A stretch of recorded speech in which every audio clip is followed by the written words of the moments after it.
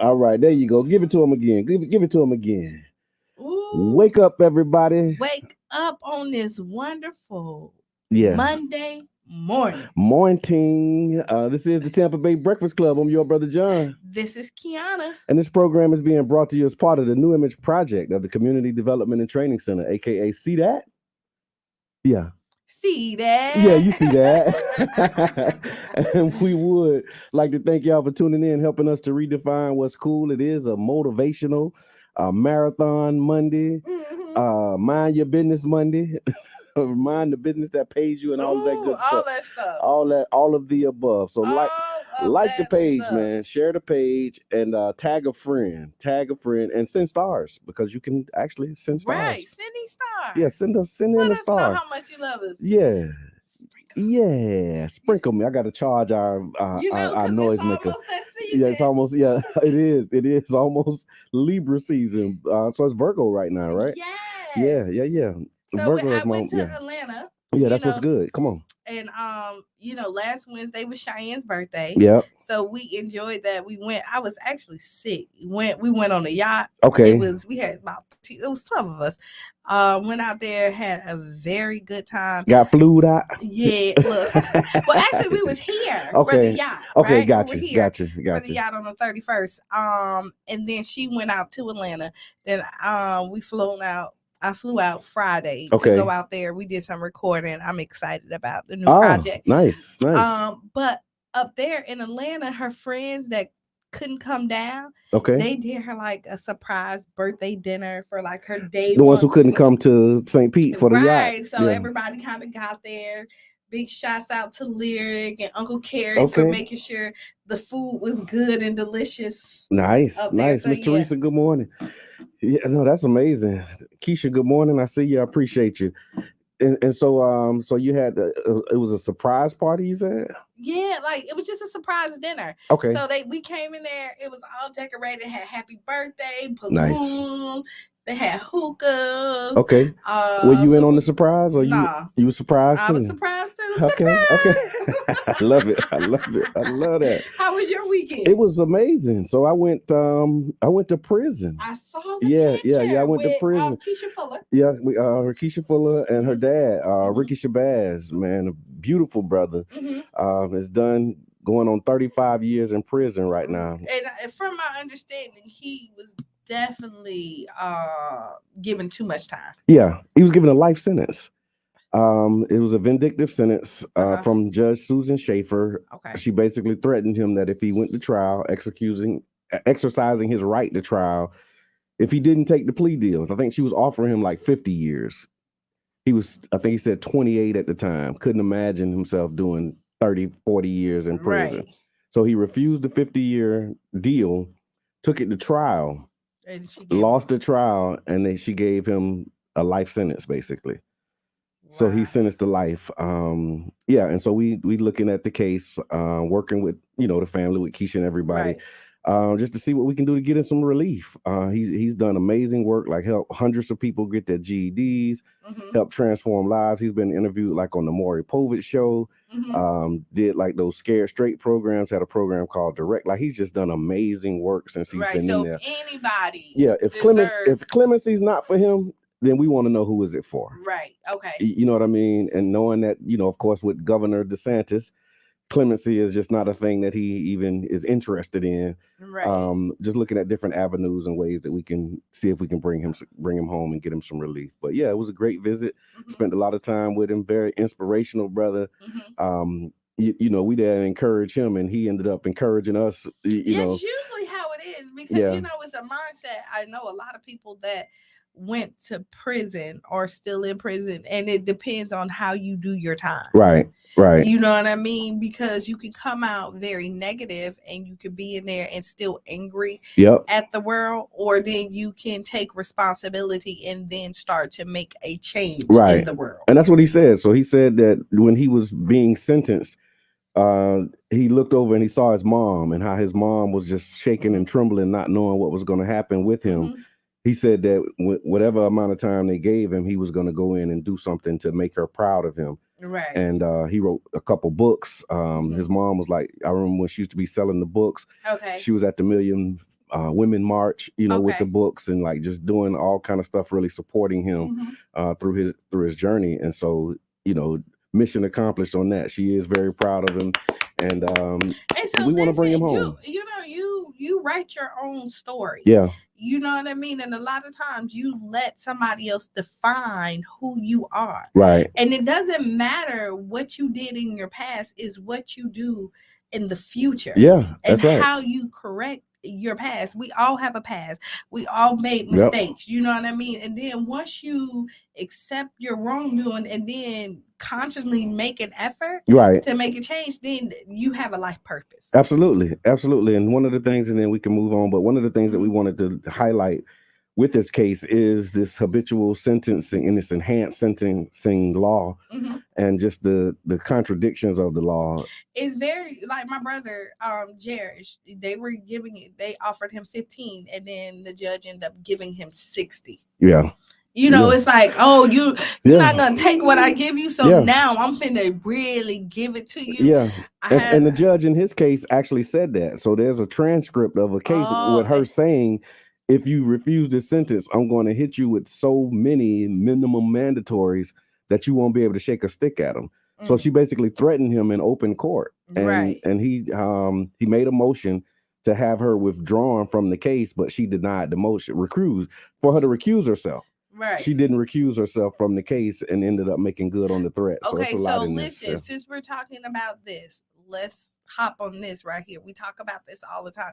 This is why it's so important for us to vote. Yes. Right? Yes. We need to know who these judges are, because they are sentencing our brothers, and some of our sisters, life sentences, like giving us sentences that doesn't equate, like it doesn't equal up, it doesn't make sense to the time, for the crime whatsoever. And we don't do our research on it, and we don't know how important it is, but these are the people that dictate our freedom. Absolutely. And so so we're going to be pushing everybody to get out and vote, because there's a better chance of relief, of course, coming from governor, a new governor, and then also with Empress Ayala and just the work that she's done around criminal justice reform. Maybe as Attorney General, we can look at some angles and some ways and some other parts about the case that we're looking into. You'll hear more about it in the polls future. got them really close. Oh yeah? Yeah. See, I haven't seen that. Yeah, I seen the polls. It's like 51-49, something like that. Okay. The Centers have a slightly, and I thought it would be bigger, but I also felt like if anybody had a chance, that was running, Charlie Crist would. What I mean? Right. No, I think it's going to be interesting. I know it's going to be divisive, as they are already kind of setting the stage up for that, and the keep Florida free. People and all of that stuff. I want to talk about some of this too. Just some of the things that are going. I wonder, when we talk about entertainment, it's about court. I just seen something funny, so go ahead. No doubt. So let's do this day in history first. Right. And then of course y'all can give us a call, man. What's on your mind? 727-637-2416 if you want to chime in. That's the number. That's what it is. and that's what it gonna be. So today is September 12th. It is the 255th day of the Gregorian calendar. On this day, Elizabeth Barrett eloped with Robert Browning. Don't know who those people are. Adolf Hitler demanded nationalism and self-determination for Germans in parts of Czechoslovakia, and Bonanza debuted in color. Also on this day, good morning, Courtney. That's Coco. What up? What up? What up? What up? Oh wait, he changed his. Oh, he got his real name on here. Wait, you know how that go. Somebody done, yeah. No, it's a couple of them. So I've seen a couple pages. He got some digital real estate. Yeah. Oh, all right, Coco. That's what's up, man. I appreciate you. Good morning, Miss Teresa. Thank you for the love. Number one leader in the stars. So Dr. May Carroll Jemison, she became the first African American woman to travel in space on September 12th, 1992, aboard the Space Shuttle Endeavour. She was born October 17th, 1956, in Decatur, Alabama. She attended Stanford University at the young age of 16 and graduated in 1977 with a BS in chemical engineering and a BA in African and Afro-American studies. She received her Doctor of Medicine degree from Cornell University in 1981 and did a whole bunch of other stuff. but she was selected to be the first African American female candidate in the astronaut program by NASA in June of 1987. And she became the first African American woman to travel in space on this day in 1992. Okay. Yeah, shout out to her. All right, we got a caller. What's on your mind? What's your name? You on the air? Hey, this is the one and only Mr. Edmund. Mr. Edmund, what's going on, man? What's going on? Good morning. Man, I got a point. I got to prove. Okay. I'm on my way. Okay. But I got a point.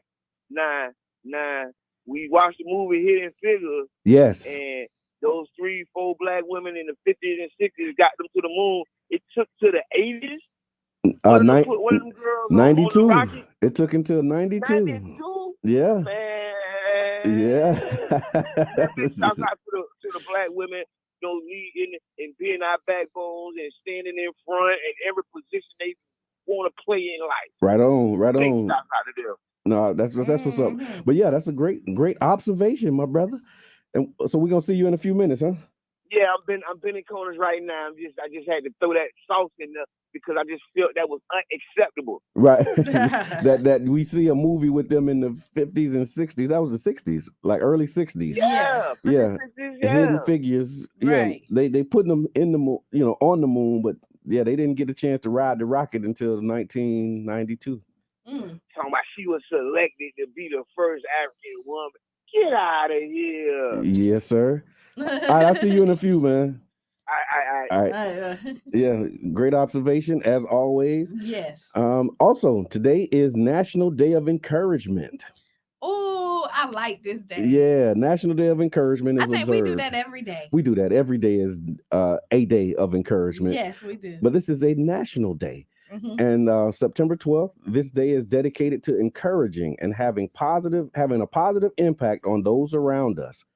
The best thing about this day is you can make someone happy by simply saying a few words of encouragement. Your words have the power to lift someone when they are down.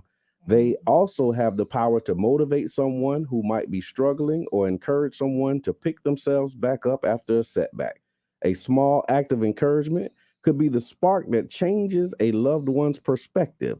To praise and encourage someone's effort is a practice worth having, not a matter of a day of a year. And so today, find somebody to uplift and encourage. I believe in this. Yeah. I really do believe in this on because a lot of times we take stuff for granted. Like, okay, relationships, right? Yeah.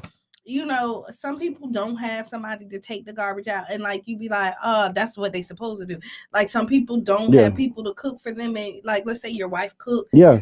Just to say, oh wow, that was amazing. Right. Thank you. That's right. Even though this is even getting your kids up, and you like, why they getting just to acknowledge you see their effort, because all of that still takes effort. It really does. To get all of this stuff done. And when people see that you just appreciate their effort, even if they're supposed to be doing it or not, it means a lot. It really does. And so give somebody that shot in the arm that they might need. Shane, I see you. Good morning. I appreciate you. Miss Blue, Mama Blue, I see you. King Jab, Hattie Watkins, Miss Brady Bunch, appreciate you. Thank you for tuning in. Calvin Brown, I see you, my brother. Thank you for tuning in. Christine Edmonds, likewise, we appreciate y'all. So today again is National Day of Encouragement. So encourage somebody today. Give them a word. Tell them it's all right. It's gonna be all right. Keep going. Keep pushing. Do your thing. You're doing good. That's what's up, my brother. I appreciate you. You can do it. You can do it. You can. Hey, encourage yourself. Right. I think I can. I think I can. I think I can. Yes. Suicide Prevention Month also this month. And so we want to continue to have that conversation, remind you all that it is Suicide Prevention Month. Over 47,000 people die by suicide every year. That rate has gone up 30% in the last 16 years. The rate of suicide among young Black children between the ages of 5 and 12 has doubled in the last 15 years. Depression is so real. Yeah. and people, shrug their shoulders and push it off like, suck it up, Buttercup. I know April Atkins. Okay. And Tanya, they had something this weekend for suicide awareness. April lost her daughter. Okay. To suicide, and so after her daughter passed away, they made a vow to definitely bring awareness to this. So this is their second annual year. It looks like it was a really good turnout. That's good. Just to sit and talk about it, because she was a young girl who you would have thought had everything. She was pretty, she was talented, coming from a loving family, and you can give your kids everything you think they need, right? And it's still something missing, and that's adults as well. And there's always signs. You just have to pay attention. And a lot of times we shrug our shoulders as though they're being spoiled, or you know what I mean, they just being them. And I would say just take a second and take a step back sometimes and put yourself in somebody else's shoes, right? And don't just say there he is. It is what it is, right? What I mean, because a listening ear or just paying attention, because sometimes tough love is the hardest thing. Yep. When you're looking at people who's depressed and you want to give them everything, when you really need to acknowledge what they're going through, right? Right. And they may not want to hear it, but it could maybe save their life. We got Jason in the building. He come in like Freddy Krueger. Yeah. Hey y'all. Hey. Good morning, Mr. Edmund. What's going on? Are you crying or you got allergies? No, I'm not crying. But I definitely want to touch on this subject. I thank y'all so much for bringing it up, because oftentimes, suicide and things like that go unaddressed in our community. Right. We don't talk about it. We don't even act like it's real. And when you said those numbers doubled in the last 10 years. Yeah, last 15 years. And not to mention the suicide rate of black males. Yeah. Oh yeah. I'm looking for it in here because I saw it somewhere. And success does not stop you from being. No, it does not. People think you see it across the board. You see people who you feel like have everything. They have money, they have fame, they have they just have it all, you think, and there's still something that's missing there. So just know that depression hits everyone. And that's what they said. So some of the bullet points and talking points around this, when we talk about youth and suicide, the rate of high school age youth considering or committing suicide continues to rise, particularly among female students. Getting black youth linked to culturally affirming counselors is also a key to decreasing the rate of suicide. Like the Well. Yeah, like the Well for Life, Dr. Brittany Peters. I forget the name of her center and the place that she's running. But like those types of places, you know what I mean? No, seriously. I can see why it has doubled. Too, because we're in a society that social media dictates everything. Yes. You know what I mean? And so you have everybody now that have to have perfect bodies. Yep. Everybody's getting, everybody want this instant success.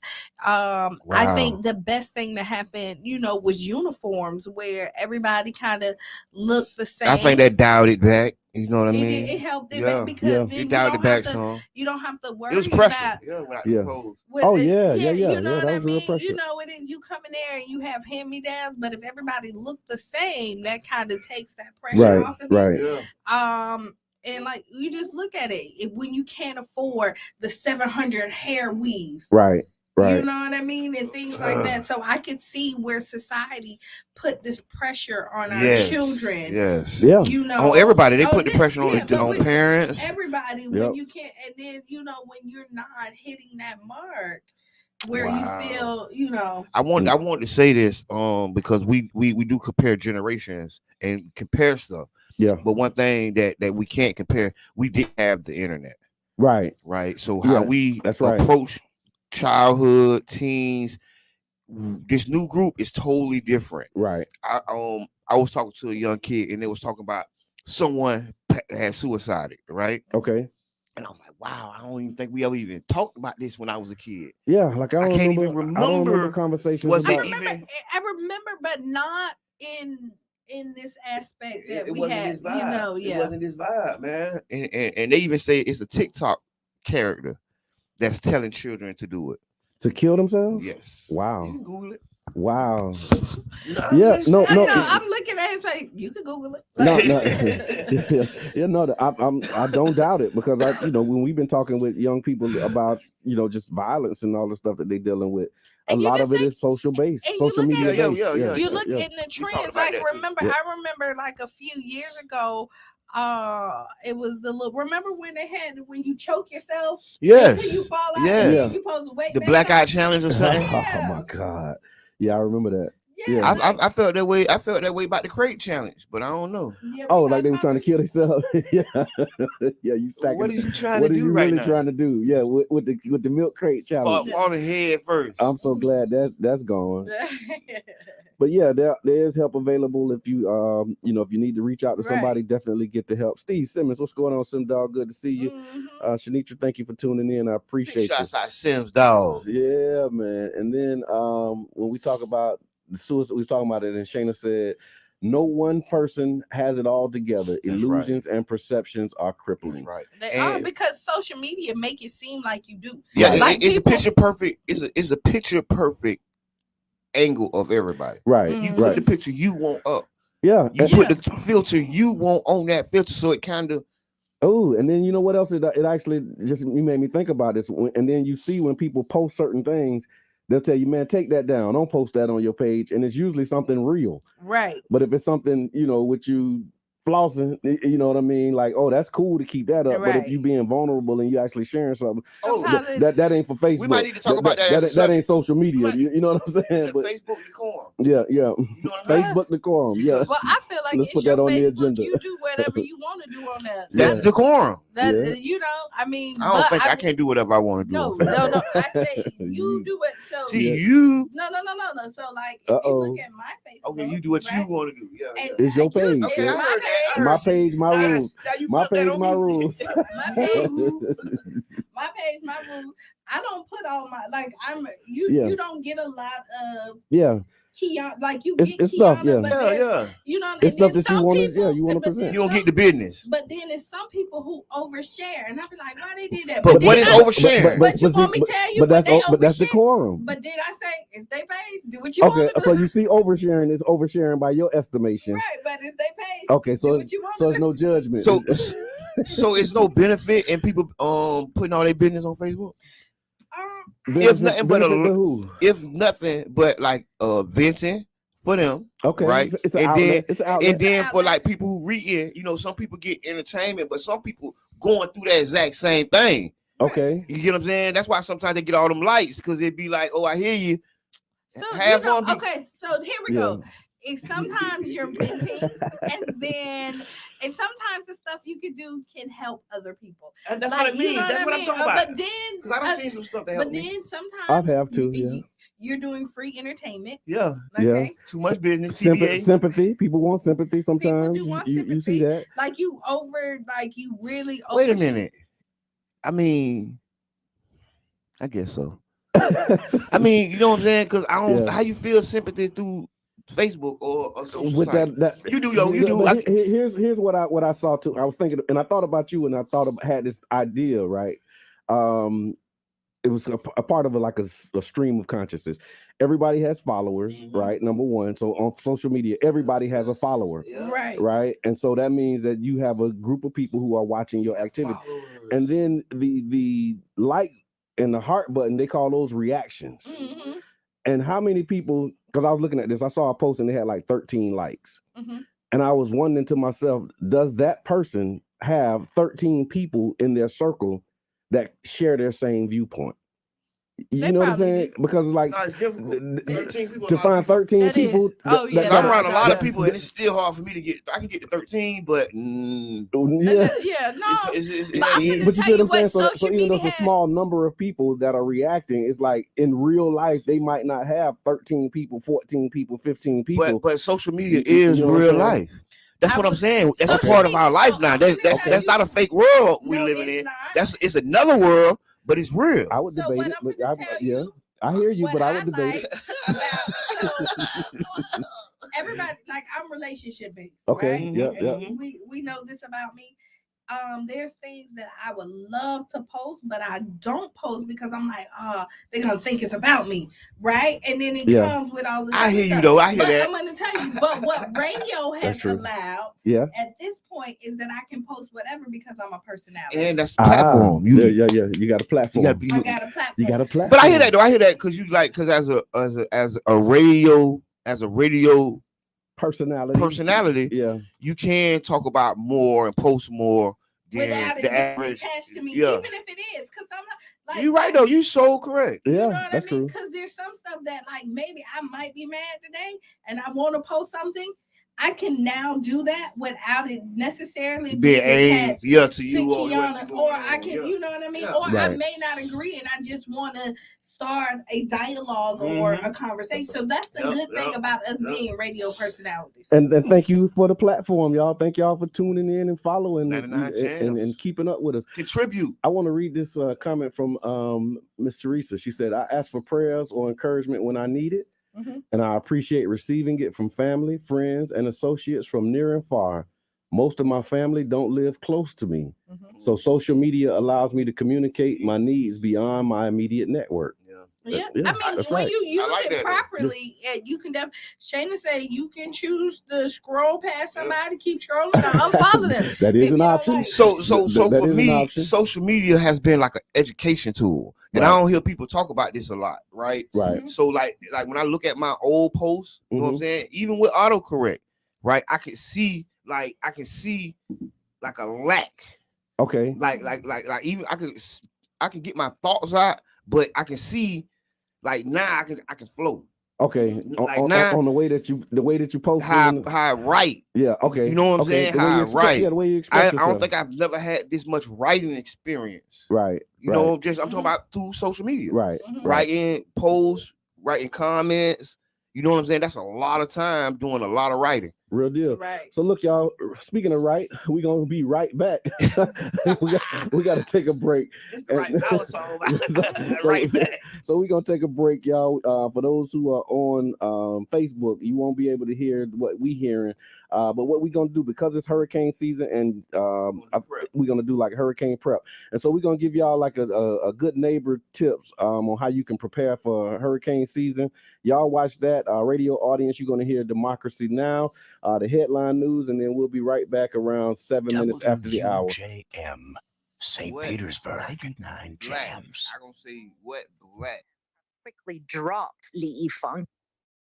Hey St. Pete, and welcome to the definitive guide for how to be the best resident you can be. A little tip from our Good Neighbor Guide. On this special edition, we will also help you be the most prepared resident you can be.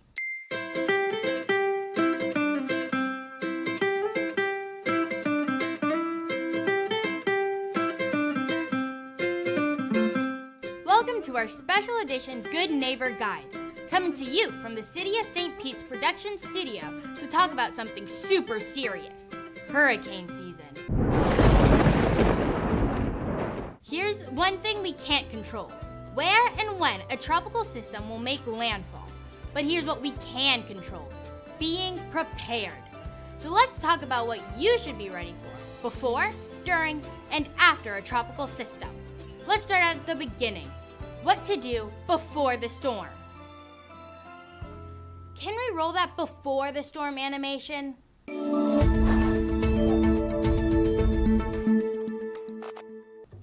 I love that.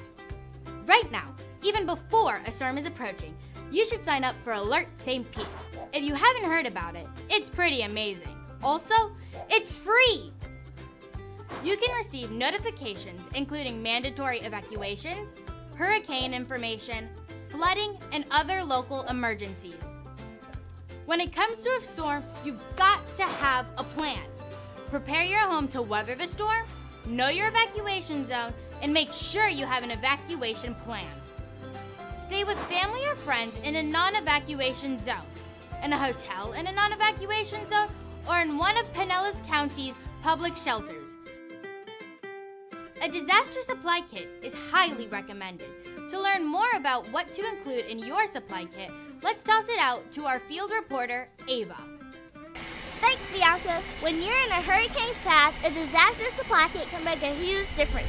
So let's talk a little bit about what items you should consider including in your supply kit. Wait, Ava, what's happening there? Where are you? What do you mean? Well, it's clearly sunny where you are, but it also looks windy and rainy. How is that possible? Guys, take 5.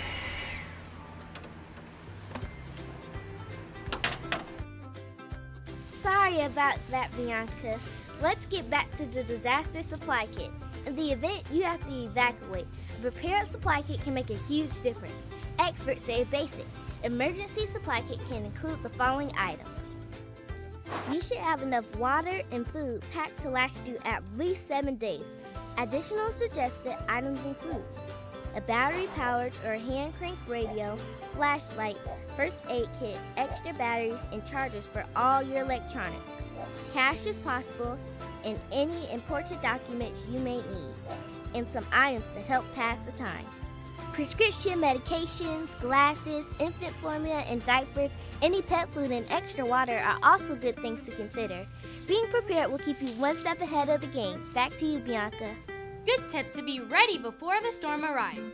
Thanks, Ava. Now let's talk about what to do during the storm.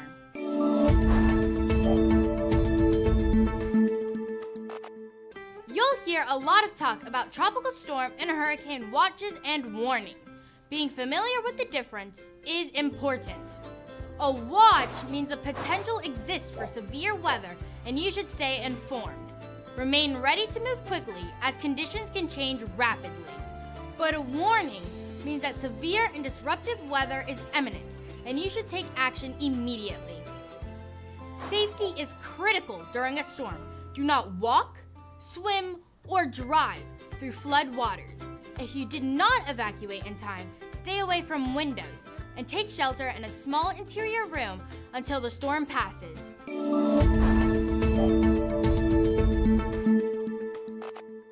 After the storm, if you did evacuate, do not return home until officials give the all clear. Damage, road closures, and power outages are all possibilities after a storm. So check news reports over the Election results in Sweden remain too close to call after Sunday's vote, but preliminary results show a coalition of right-wing parties have a narrow edge. The anti-immigrant far-right Sweden Democrats Party appears... There we go, y'all. All right, welcome back to the Tampa Bay Breakfast Club. I'm your brother John. This is Kiana. I am the one and only Mr. Edmond. And this program is being brought to you as part of the New Image Project of the Community Development and Training Center, aka CDAT. CDAT. And we would like to thank y'all for tuning in, helping us to redefine what's cool. What's cool, y'all? Oh man, it's a whole lot that's cool, a lot of stuff that's good. Some crazy stuff going on too, though. I want to talk about these headlines because that's what people probably tune in. Crazy. Yeah. Let's call it outrageous. Okay, so how about outrageous? Mother-daughter accused of burning a woman's body in South St. Pete Alley. You heard about that? I heard about when they found the body. So the body was found right behind my cousin's house. Okay. Right? Yeah. And I bet that's scary. Yeah, that's kind of. I'm just. Oh, she didn't know it was a burning body. But once you find out, that don't make you feel away. Even after they took it. Okay, I think. Well, first of all, they tried to paint it the neighborhood of upscale, right? I don't know. No, they did. Okay, originally they were saying it was an upscale neighborhood. Listen, all South Side neighborhoods are upscale right now. We'll talk about that in the next segment. Okay. I mean, she was shocked. She was shocked.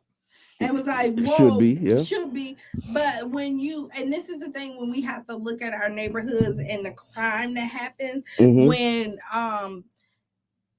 things become normalized. Normal. Yeah. You normalization. Know what I mean? Normalization of the unnormal. Right. Because most people, there should have been like, oh my, you know what I mean? It was who did this? Like, wow. But it wasn't that either.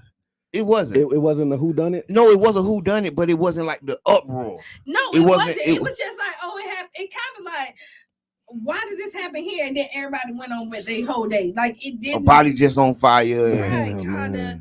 And I'm not saying this for her. It just looked like the whole neighborhood was like. Well, how they get the mother and daughter? I need to hear more information. Okay, so St. Petersburg police have arrested a second woman for allegedly helping her daughter burn the body of a 31-year-old Pinellas County woman. Cree Worley, 30, was arrested Tuesday and charged. Cree Worley. She's 30. She was arrested Tuesday and charged with the abuse of a body. Investigators said Worley was driving her mother's white Ford pickup at the time. Thursday, Worley's mother, 64-year-old Julie Curran, was arrested and now faces the same charges as her daughter. 42-year-old? 64, I'm sorry. What color were they? White. Okay, it sounds like it. Okay. Wait, hold on. I don't understand what's going on here. So, did they say why they burnt the bodies? We ain't got that far yet. Investigators say it started back on August 18th. I'm glad you asked. They say it started on August 18th, just after midnight. Firefighters were called to put out a fire in a dumpster in the alley behind Emerson Avenue South and 29th Street. Yeah, in the hood. That is upscale though. It is. It's right around the corner. Okay.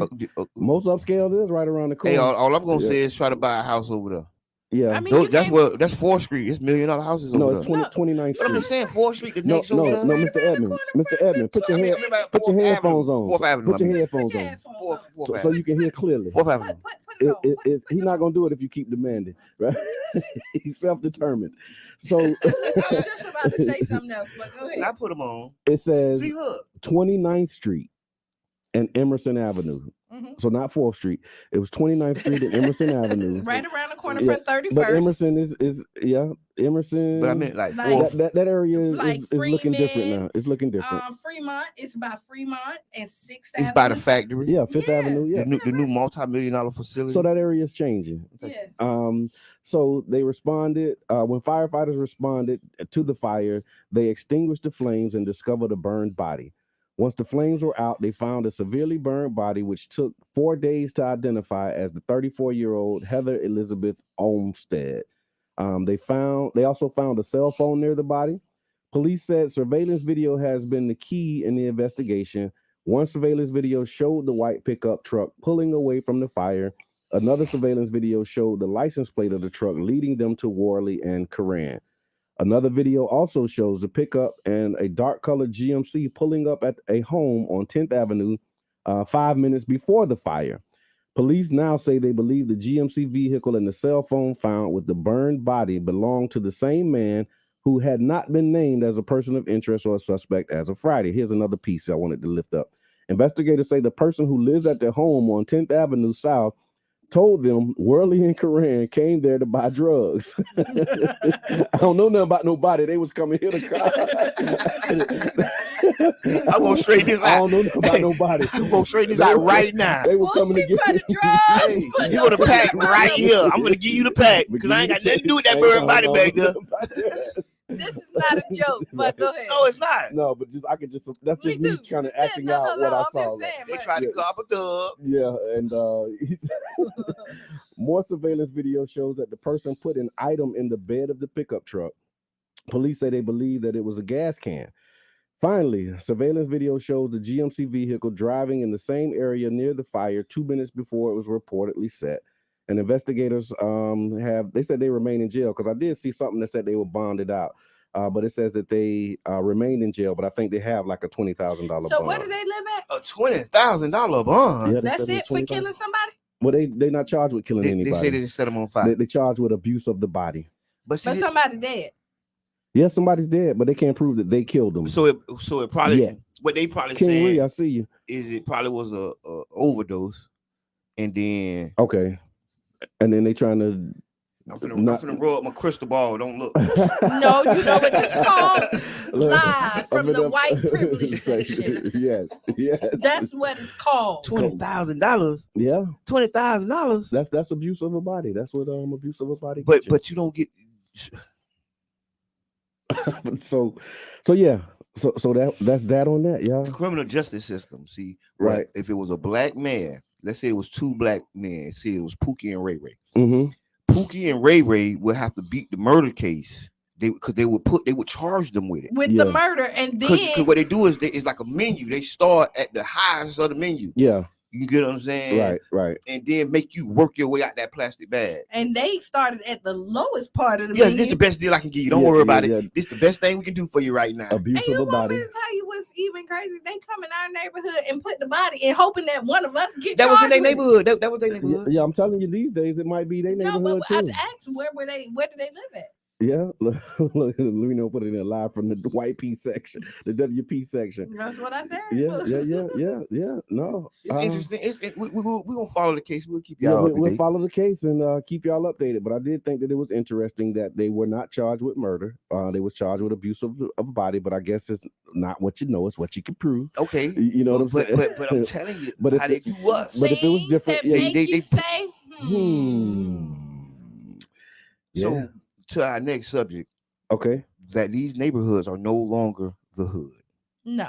Okay. Right now in South St. Well, Pete, they are, but they're just no. In St. Pete right now, we have no more hoods. Yes, go ahead and set that up for us. All I'm saying is that the local area now, that neighborhood over there, 4th Avenue. I said 4th Street. I said 4th Avenue. Got it. There's a $1.2 million house being sold. Yes, we saw that In that same neighborhood. Yeah. You know what I'm saying? Right behind where that body was at is a house 2-3 streets. So listen, it's a house 2-3 streets from where that body was found on fire. You know what I'm saying?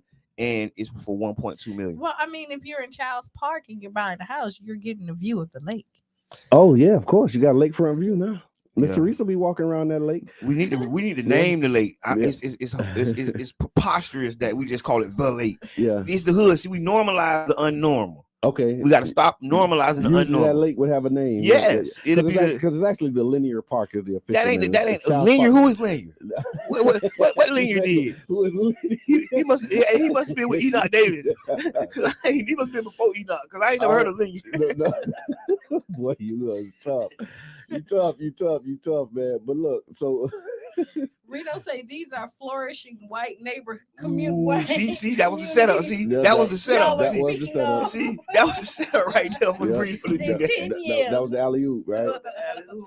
Yeah, but no, Reno did do a video, and I liked the video when he did it. Yeah, he did. Because it basically is saying, like, we refer to it as the hood, and other people see it as paradise. Listen, man. But we've been preaching this for a long time. Like, I felt like they're moving us out of St. Pete. St. Pete is prime real estate. Yes. Let's say this again. Prime, like we have to look at it like that. But right. So I tell you this: if you own any property, don't get rid of it. Yeah, don't sell your mama house. So I was thinking about that piece of advice. Everybody's situation different because I used to give that piece of advice. Don't sell.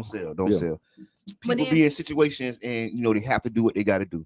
So that option has to be on the table. But the reality is, you have to take care of what you got. Yeah, you got to maintain because what some people have, they have a rock in their hand and then they throw the rock on the ground. Somebody pick it up, it's a diamond. Right. Because a diamond is a rock. But see, this is the thing. You know what I'm saying? Really but this is so. Let's say values, this. right. Since you said, I like that idea where you said like some people have to sell, but then you have people like us, right, that will go and not necessarily, but other Black people or us will go and offer you money to buy your house, and you won't sell it to us. Yeah, right? pick your buyer. Right. Hold on. How So about let's that? say Pick your this. buyer. Pick your buyer. I'm gonna say that you set it up. Right. And then you won't sell it to us because you be like, you don't trust us.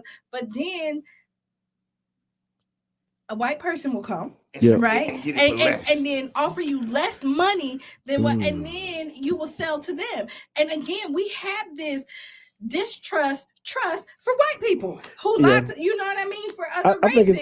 I think it's some other factors too. I know, but this it's oppression. That's what oppression do. Well, there's also I've seen these where like you coming in with financing, you might have like a first time home buyer program, and the closing is different once you going through those processes, and then you got like an out of state company that got cash. No, but and you're not trying to close in 45 days or 60 days. You're trying to close in 3 days. But that's what that's a thing too, though. That is, but that's a big thing. That's a big thing. But let's say scratch that.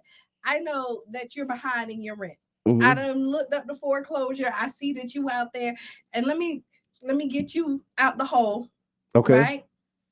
I then take over your mortgage, and I'm gonna let you stay there.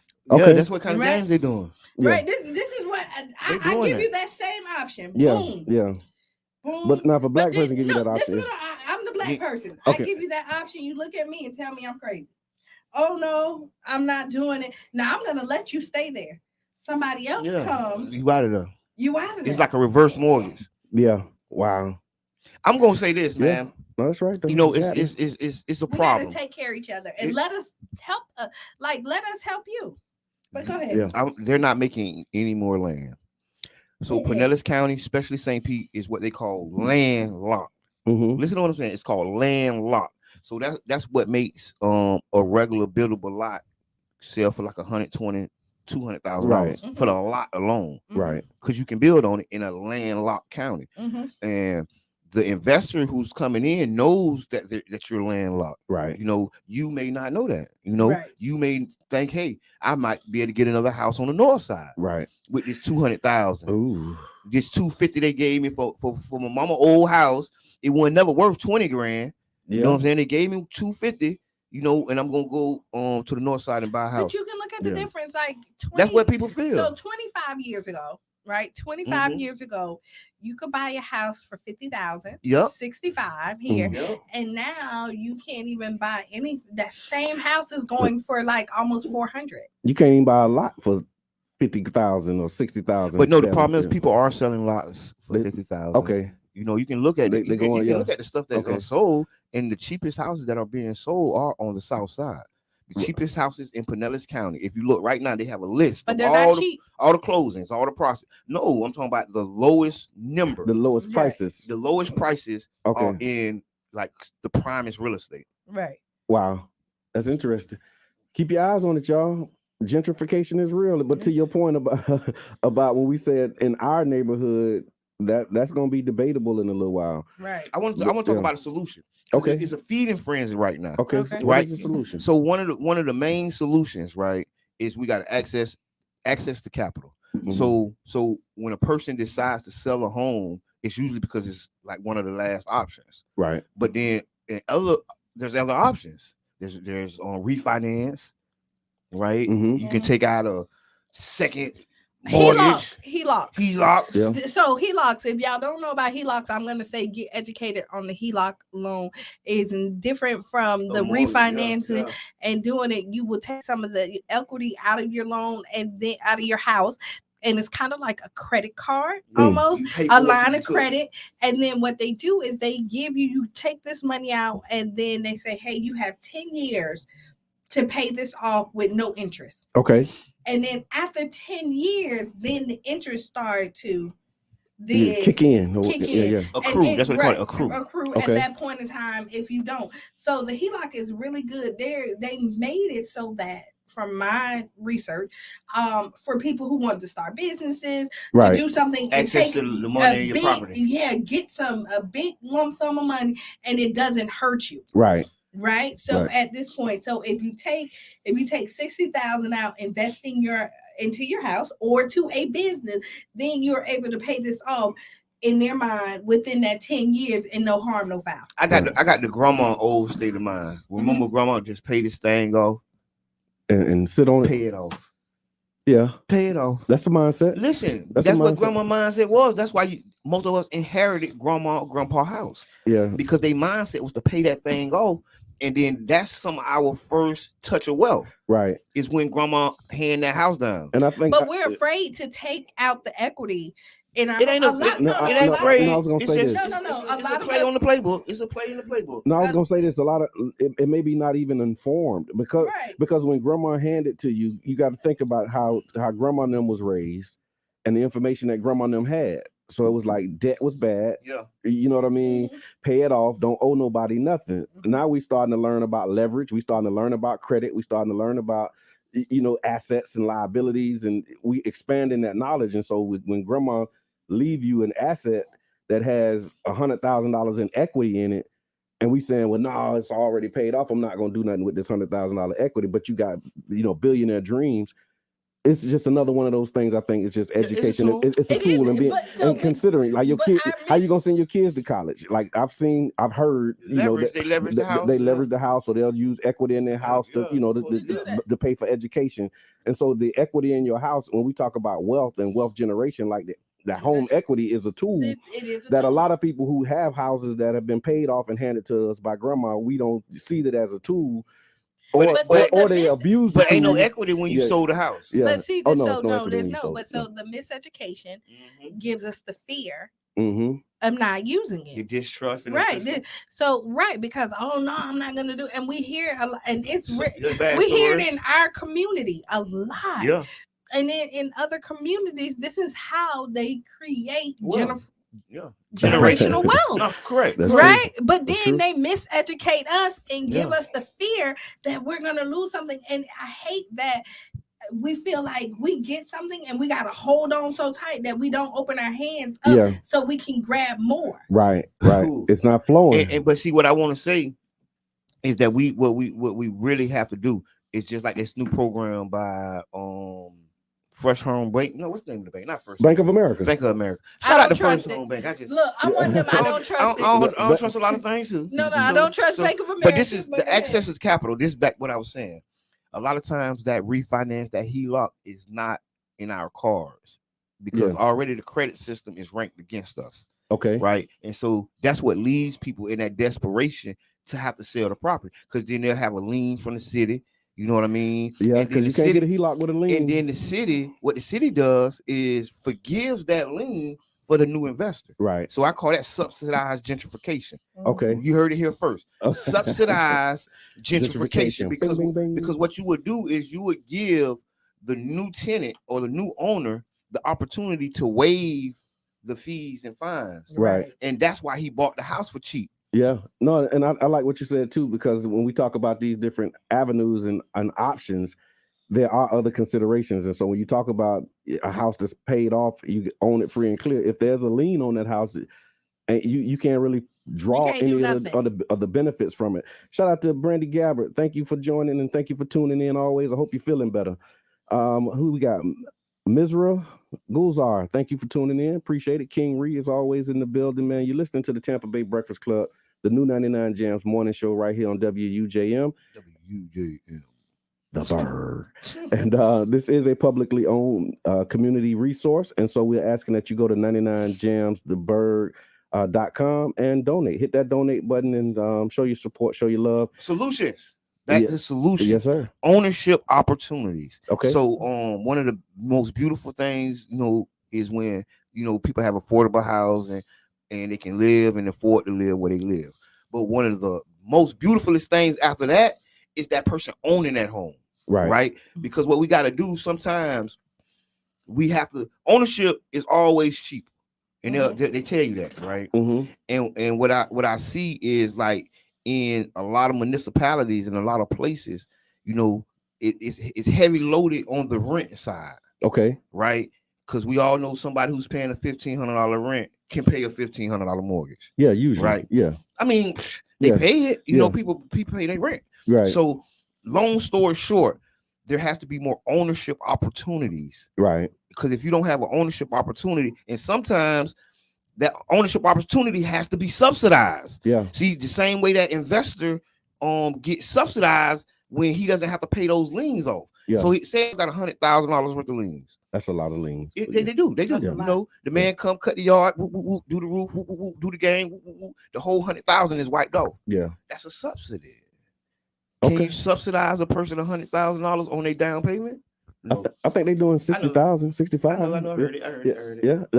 I heard it. That's why I say it's good. I ain't knocking it, but we need more. Yeah. We need more, and it needs to be more targeted. Right. It needs to be more targeted. We need more than just Habitat for Humanity. I ain't knocking them, but they cannot fulfill the need of the community. Yeah, they're one organization. We need multiple organizations. Yes. And we have smaller organizations that are doing and they got similar work. Yeah. Yeah.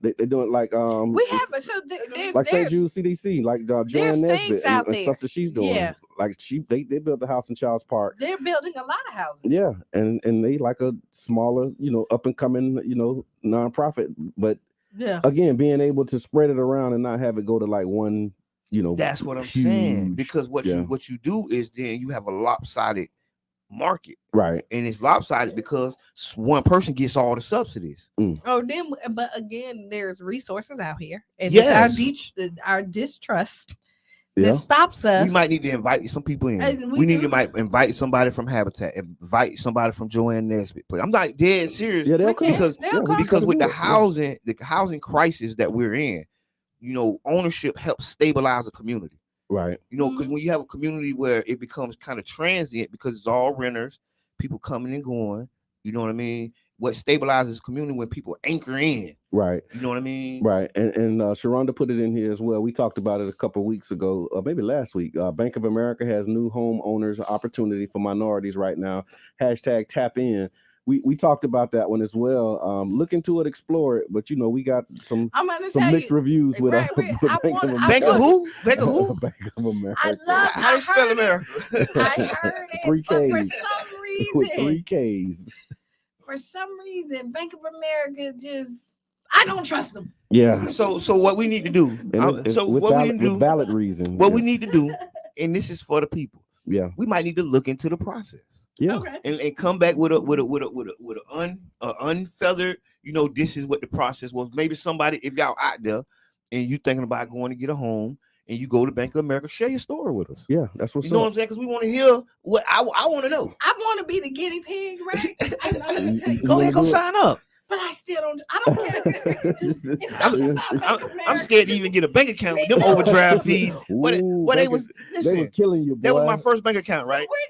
That's what story. We got Bank of America trauma. We got trauma for Bank of America, and we just cannot get past this trauma at all. And as much as they might owe me some money for all those doggone not overdraft fees. What they call it? Crippling. Because listen, I'm like afraid to even cross the street by Bank of America. Right, like when you. Where is a Bank of America in America? Oh no, I know where's that. I know downtown. In St. Pete. Yeah, downtown. Okay, the big building. So, but yeah, Wells Fargo. I'm getting stuff from Wells Fargo that they owe me money for a business I had in like 2007. Man, go get that money, man. The account they want to put it back into the account, but that business been dissolved. Man, you know what you do? Call them and say, put it in the mail. You want to put it in the account? Put it in the mail. Send me a check, but that business been dissolved. But I mean, it's real. You know what? Put it in the mail. It ain't a lot of money. It don't matter. Yeah, but it is. That's how they get all the money. Because it ain't nothing in there. It's just $2. They do that all over America 10 million times. Give me my two. Hey, they do it all over America 10 million times. That's why we love Mr. Edmond. That's why we love you, Mr. Edmond. So look, it was another one of the headlines we wanted to talk about before we get out of here. We got time, but I just wanted to lift this up because people might be tuning in to see it. We put swimming while black in the headline. There was 2 incidents that I saw. So there was a family who planned a pool party, and this was in Missouri. So a black family is accusing a Missouri water park of racism after the park canceled the party for 2 black teens after the family had paid to have it hosted there. There was a video on social media. Chris Evans, he's the father of 2 popular teenage YouTubers.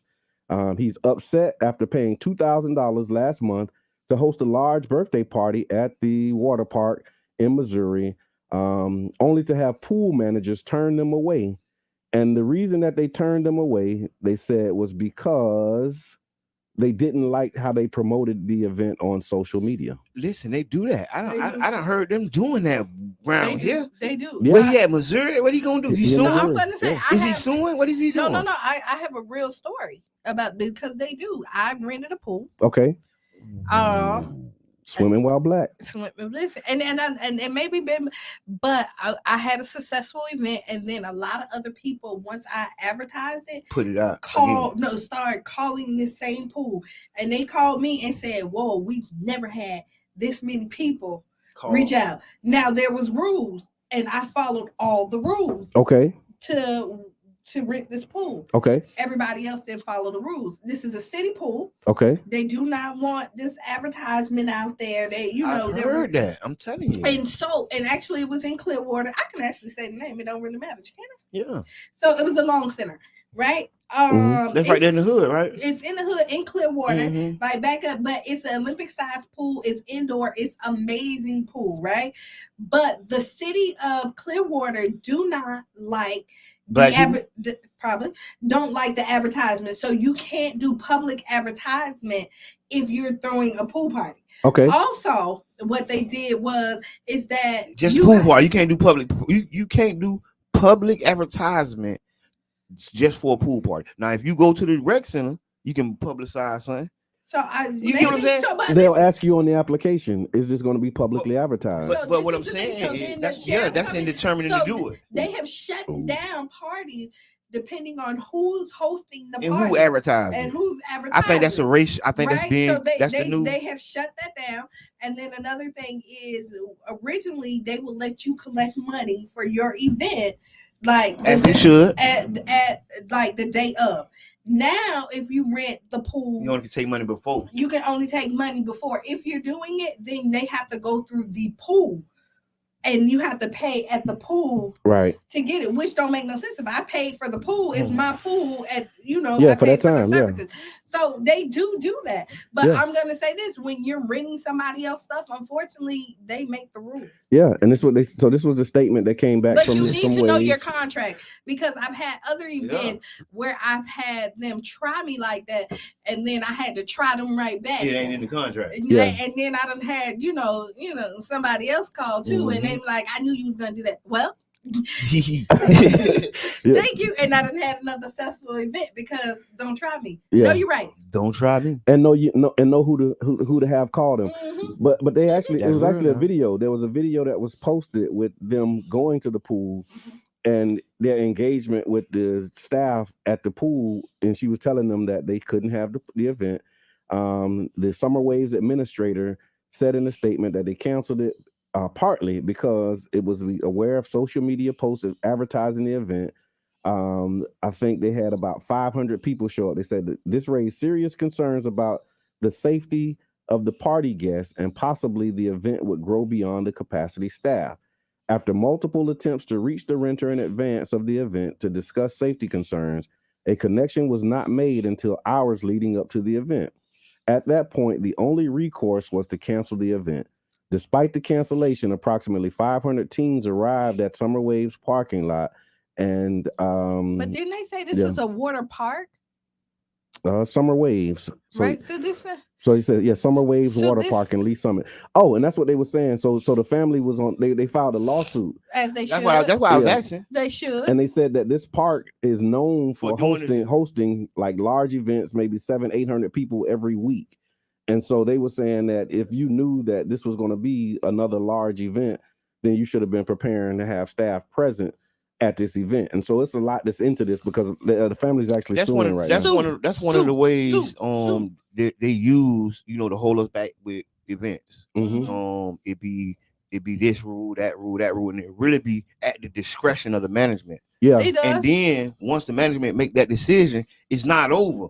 Because you do have legal recourse, but what they will do is stop or prevent an event from going on. No, they will, because I had a downtown St. Pete. I was having another pool party. Y'all know I'm a water pool party. Oh, I know. No, right downtown St. Pete. No, that's why I knew this was gonna resonate. So listen, downtown St. Pete. The Black Mermaid. I talked to the management at a hotel downtown St. Pete. I know about the hotel. They agreed for us to have the event. Then they seen they saw it and they was like, whoa, too many people, and then went under the post and say, no party here. Oh wow. No party here. So the management of the hotel got on your post. No party here. It's saying not. I would have screenshotted that and showed it to the judge. You can't cancel my contract on Facebook, buddy. Not today.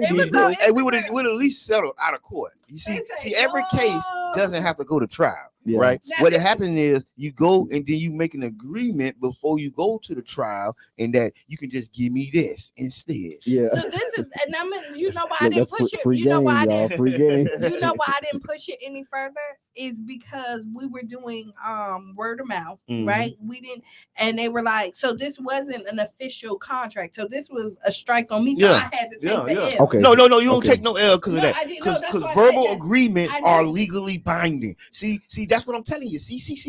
I'm glad you said that. Verbal agreements are legally binding. Yeah. Period. And then after that, we will figure it out in court. And yeah, when they called me, they was like, "Wait, hold on, I didn't think it was gonna be that." See, that's big. your problem. See, first you done omitted that. See, you didn't think. See, that's what you do. That's when you get sued. When you say, "Oh, I wasn't thinking," yeah, that's a lawsuit. But Missouri, that's an omission of guilt. Well, look, Missouri parents, y'all are doing what's right. Yeah, they suing. Sue them because one is when you said a water park. Yeah. Yeah, I figured big. I did too. When you say water, okay. You can do 1,000 people park. in that piece. Not a pool, a park. A park. Yeah. Ooh, we might need to do that. Yeah, let's do it. Boy, Venture Island don't try nothing. No. That's all I'm gonna say. We used to do it. We used to, but it wasn't organized and planned. You sure it wasn't an organizer? I don't think it was organized. We didn't rent it out. We just everybody. We organized it. It was the last.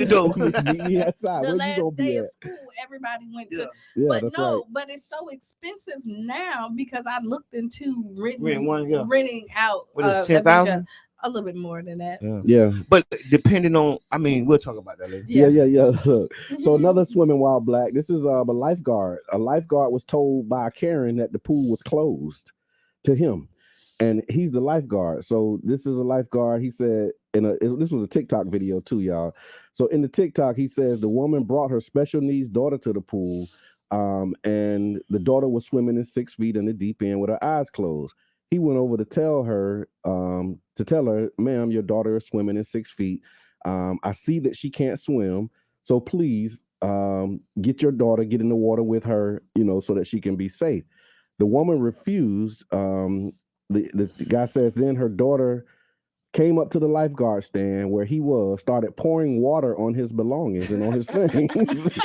So he again, because she's like, try me. So he's like, then he asked her, "Excuse me, ma'am, can you please get your daughter? She pouring water on my stuff that I need." The lady made a remark about him making $12 an hour and what could possibly be in that bag. You want to make sure you ain't got nothing in there. You ain't got nothing in there. But then I got your house rent. Now give me.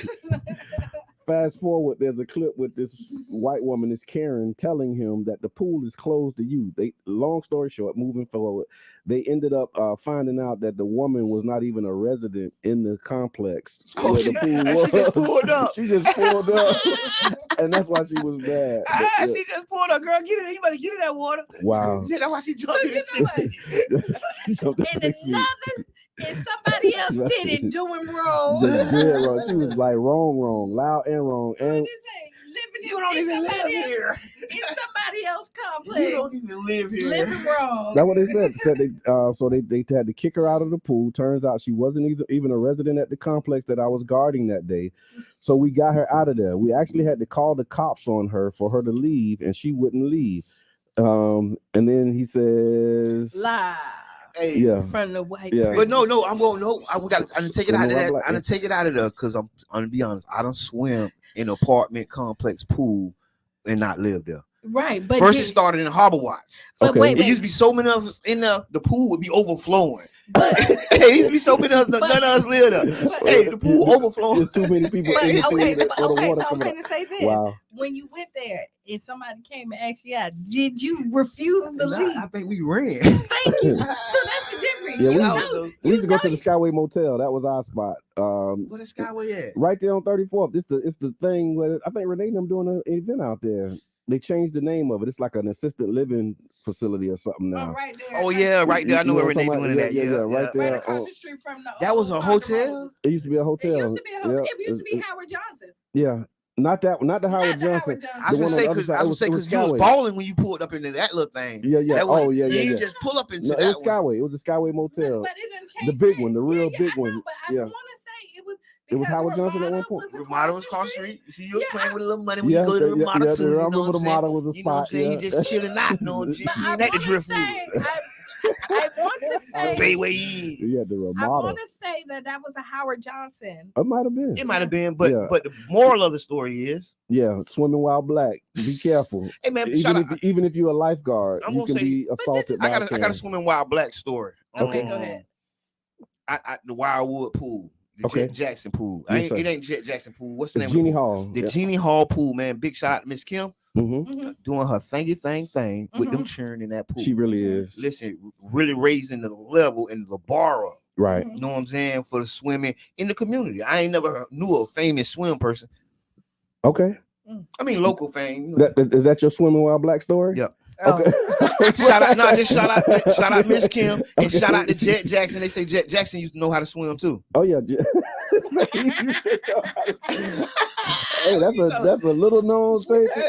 Jet Jackson used to know how to swim too. Boy, come on, man. What you talking about? What's in your cup, man? Look, what are you talking about? I'm just saying.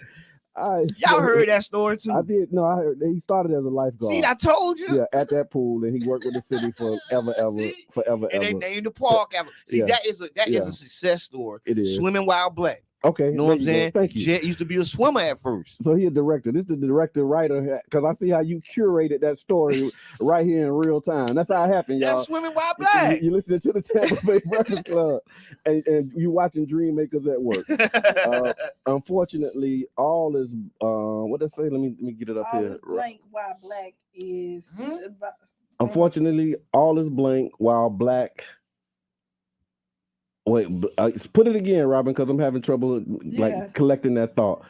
But yeah, so you're listening to the Tampa Bay Breakfast Club right here on 99 Jams, WUJM. A couple of other crime fighting things. Right, this is in the crime section from Gulfport.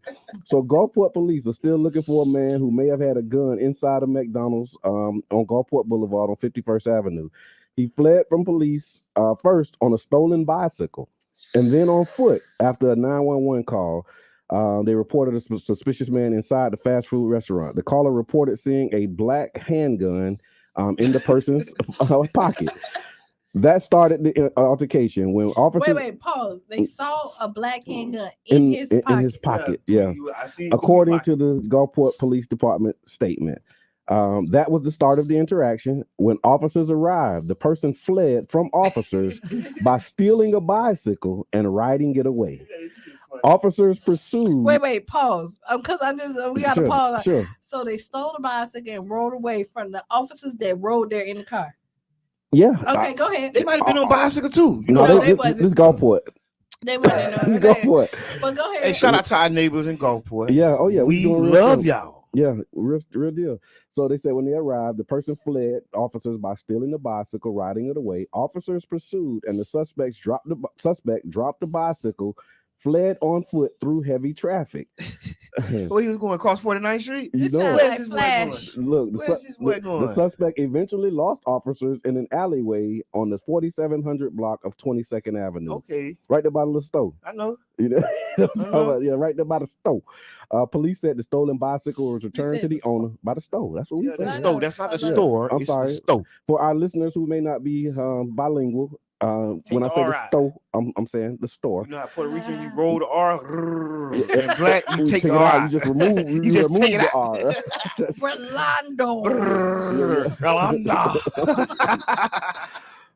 Boy, y'all tough. Don't do that. We're gonna get fan mail. We're gonna get mail from people. No, that's a difference in our linguistics. You know what I'm saying? They call it etiquette. No, this thing. It's all love over here. The Tampa Bay Breakfast Club. Wake up, everybody. I want to hear what happened to the brother in the alley. So he got away.